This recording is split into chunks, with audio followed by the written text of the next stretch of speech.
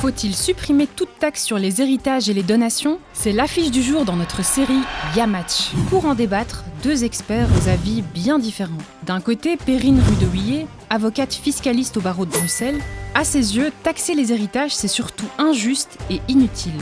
Face à elle, Éric Fabry, chercheur à l'ULB et à l'université d'Harvard. Pour lui, supprimer ces taxes, c'est creuser un peu plus le fossé des inégalités.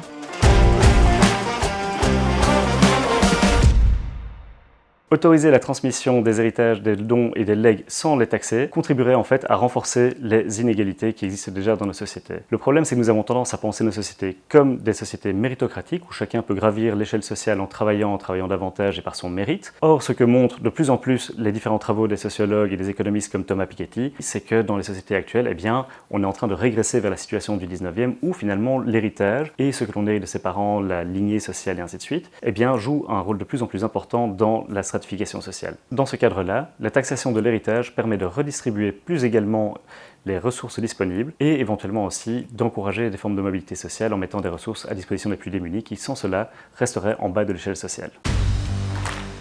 Dans le débat de la taxation sur l'héritage, on avance souvent que cette taxe permettrait de mettre fin à l'inégalité sur la concentration de l'héritage et leur transmission. À mon sens, ce débat est un faux débat, dans le sens où ce sont les droits de succession eux-mêmes qui sont injustes. Quand bien même ceux-ci sont proportionnels, ils pèsent de manière considérable sur des revenus qui n'ont pas beaucoup d'épargne. Si vous héritez et que vous n'avez pas d'épargne, vous devez soit emprunter, soit revendre les biens qui procèdent de la succession et vous ne pourrez donc pas conserver ce patrimoine contrairement à des fortunes plus importantes. Ce sont donc les droits de succession eux-mêmes qui sont injustes.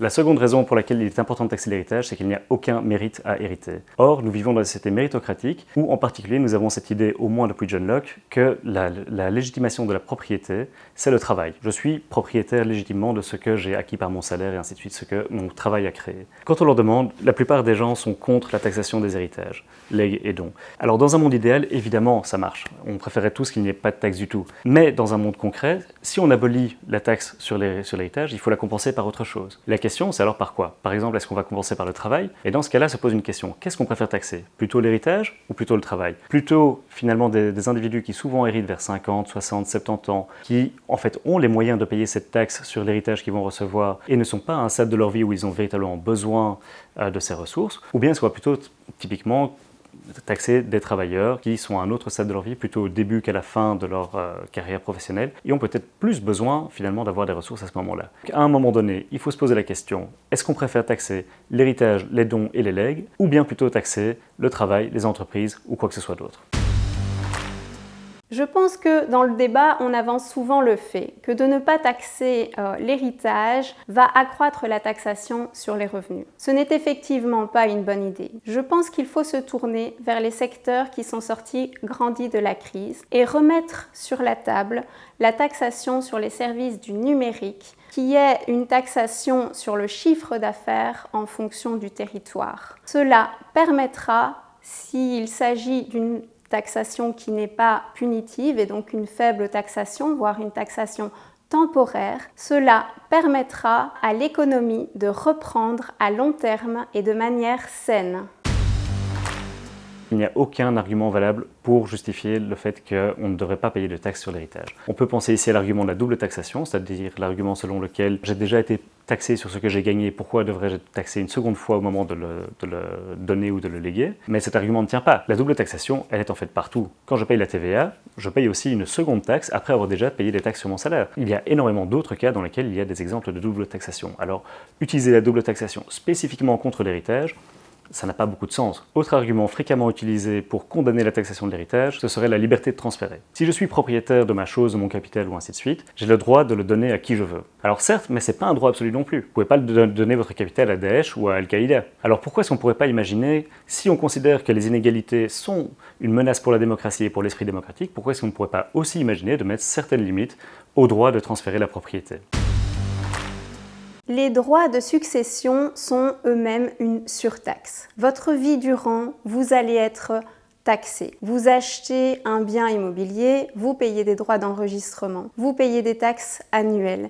Eh bien, vos héritiers paieront des droits de succession sur ce bien à leur héritage. Vous achetez une voiture, vous payez de la TVA, vous payez des taxes annuelles. Eh bien, vos héritiers paieront des droits de succession sur ce bien. Le comble, vous héritez de ces biens via l'héritage de vos parents. Eh bien, vos enfants, lors de votre décès, repaieront des droits de succession sur ces mêmes biens. Cette taxe est donc déraisonnable.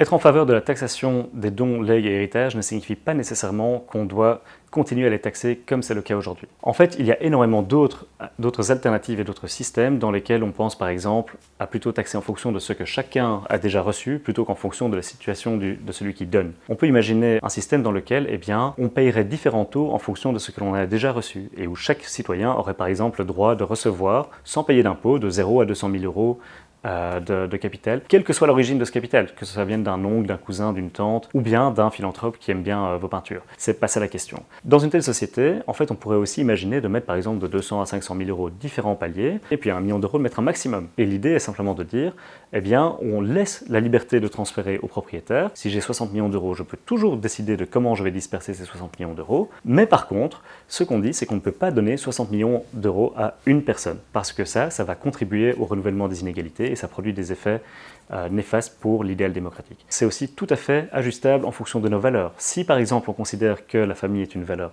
importante pour nos sociétés, on peut avoir différents taux d'exemption pour les transferts intrafamiliaux, tout en restant dans la limite de maximum 1 million. Ce système est, dans l'ensemble, facilement aménageable à nos différentes valeurs, en particulier à notre amour de l'égalité et à l'idée que finalement, si le fondement légitime de l'appropriation c'est le travail, il faut limiter autant que possible les transferts qui sont des appropriations sans travail. La fortune est déjà très lourdement taxée en Belgique de génération en génération. Les taux d'imposition ont été établis en 1936, ainsi que leurs tranches. Ils n'ont que très peu évolué depuis. Actuellement, ils sont régionalisés. Si vous héritez en région de Bruxelles-Capitale sur un patrimoine supérieur à 500 000 euros, vous serez taxé à 30% sur cette tranche. Si vous héritez en première ligne, soit entre époux, soit entre parents et enfants. Pour rendre intelligible cette situation, il faut la comparer à d'autres pays européens. En réalité, les droits de succession pour certains pays n'existent tout simplement pas. C'est le cas dans des pays où la fiscalité est considérée à tort ou à raison comme attrayante, le Luxembourg, certains cantons suisses, mais également dans des pays où la fiscalité est considérée comme lourde, l'Italie, l'Autriche, le Portugal. La Belgique n'est pas le paradis fiscal que l'on prétend, surtout si l'on regarde la transmission entre frères et sœurs ou entre toute autre personne, où on atteint des taux considérables de 80%. Malgré une taxation relativement lourde des droits de succession, les recettes ne sont pas importantes. Pourquoi ?